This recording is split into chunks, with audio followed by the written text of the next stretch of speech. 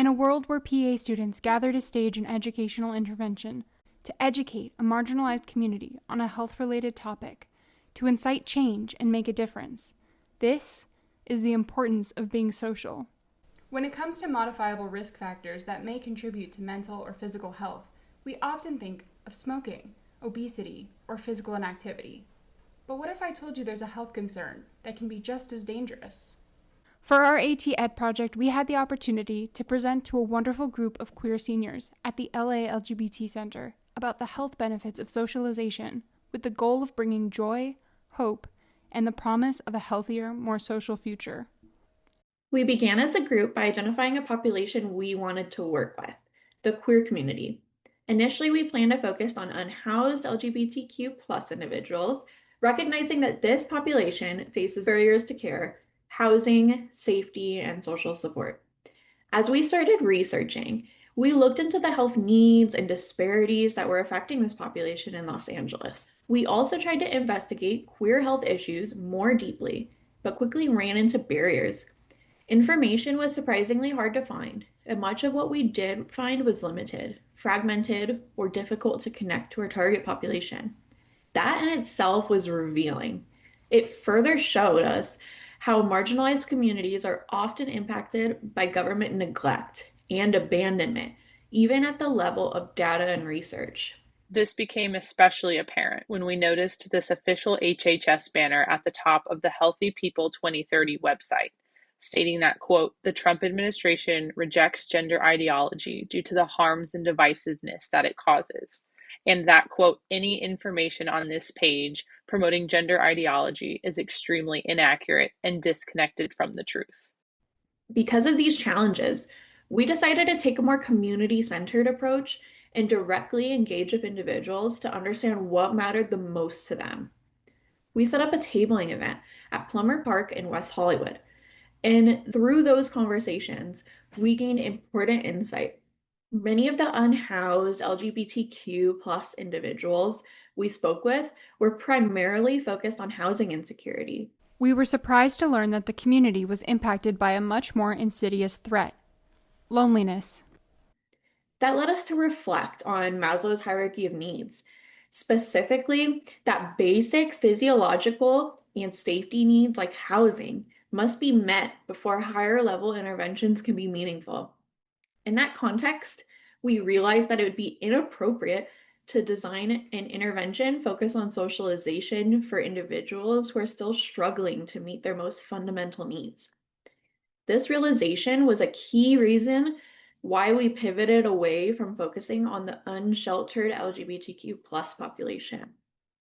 From there, we shifted our focus towards older adults within the queer community and began exploring the health risks associated with loneliness, as well as the protective effects of social connection. In SPA 4, there are 158,504 residents over the age of 65, making up about 14.5% of the population. We also found that 46% of adults in SPA 4 report not receiving the social and emotional support that they need, compared to only 31 to 35% in the surrounding areas. These numbers highlighted a significant burden of isolation, especially among older adults. What we found was that socialization is not just a quality of life factor. It has measurable impacts on physical and cognitive health. Increased social connection has been associated with improved blood pressure control, likely through reduced stress and improved health behaviors. It also is linked to greater longevity, with studies showing that individuals with strong social relationships have a significantly lower risk of premature mortality. In addition, social engagement plays an important role in cognitive health. Regular social interaction has been shown to help reduce the risk of cognitive decline and may delay the onset of dementia by keeping individuals mentally active and engaged. So, between the feedback we received and the research we found, our final concept was born.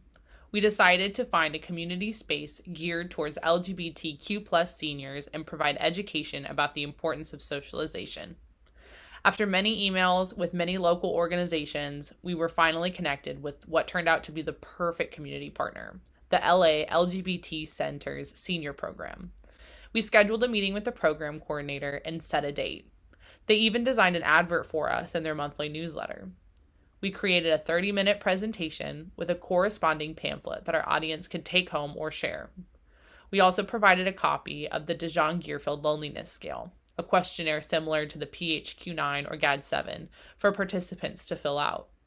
While designing our material, including our printed pre- and post-test and digital PowerPoint presentation, we tried to include accessible language and design. For example, we reviewed all of our text for medical terms and replaced them with more common terms. We kept our wording concise in order to keep our fonts large, and we incorporated original graphics to help display more complex concepts, like this graph that Ashley made to explain the relationship between chronic stress and blood pressure. To remain trauma-informed and promote equity and inclusion, we avoided using gendered terms like you guys, instead using terms like folks or y'all. We also included photos and graphics that were more relatable to our audience. In terms of advocacy, we had 3 approaches: empowerment, encouragement, and resources. We tried to empower our audience to take what they had learned from our presentation into their own communities and foster a more social environment. We provided a 3-step framework to make this task feel more approachable. It starts with individual gratitude, escalates to small acts of acknowledgement, and finally, engaging in conversations. We also encouraged them to take their filled-out Dijon-Gearfield scales to their primary care provider and use it to facilitate a conversation about social connection and health. And finally, we provided resources to help our audience prevent loneliness on an individual level, such as the warm phone line for lonely seniors. On the day of our event, we packed up our printed materials, some games and refreshments, and we headed to Hollywood. We had no idea how many people to expect, but because we were wisely scheduled right after free lunch and bingo, we were delighted to see that we had about 14 people show up. We passed out our printed materials and some pens and gave everyone a moment to complete their pretest. After a little microphone drama, our presentation went off without a hitch. It was met with enthusiasm and lots of audience participation. At the end, we tried to provide space for folks to complete their post-test. However, the lively Q&A session was not to be delayed. We had also brought along some table games, hoping to provide an opportunity for folks to socialize a bit, but we ran out of time and had to clear out for the next event. So how did our intervention go? Well, our pre- and post-tests targeted our 5 learning objectives, which were carefully crafted to determine the efficacy of our intervention. Let's see how the data breaks down. First, an overview of our data. Across all of our pre- and post-test questions, we saw an average score improvement of 25%, with the majority of participants reaching 100% after our intervention. Our first objective was for the majority of participants to be able to identify at least 3 health benefits of maintaining social relationships after this event. We measured this by assessing participants' ability to list 3 health benefits associated with maintaining social relationships. Our data found that participants' ability to list 3 benefits increased from 45% to 66%. Our second objective was for the majority of participants to be familiar with standardized loneliness scales and how they are used in medicine. We measured this with a 5-point Likert scale, where participants were asked to identify their familiarity with standardized loneliness scales, such as the Dijon-Gearfield Loneliness Scale, and how they are used in medicine. We defined familiar as a score of 4 to 5. Only 25% of participants scored a 4 or higher on the pretest. By the post-test, that number had risen to 100%. Our third objective was for participants to be able to demonstrate at least a 1-point increase in awareness of the importance of socialization on health. We also measured this objective with the Likert scale, where participants were asked to identify how strongly they agreed with the statement, "Socialization is important to my physical health." We found that 87.5% of participants experienced at least a 1-point increase. Our fourth objective was for the majority of participants to be able to correctly identify what constitutes a social interaction.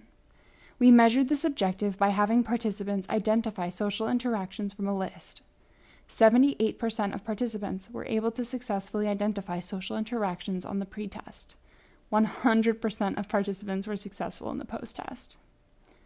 Our fifth objective was for the majority of participants to be able to identify the difference between social isolation and loneliness.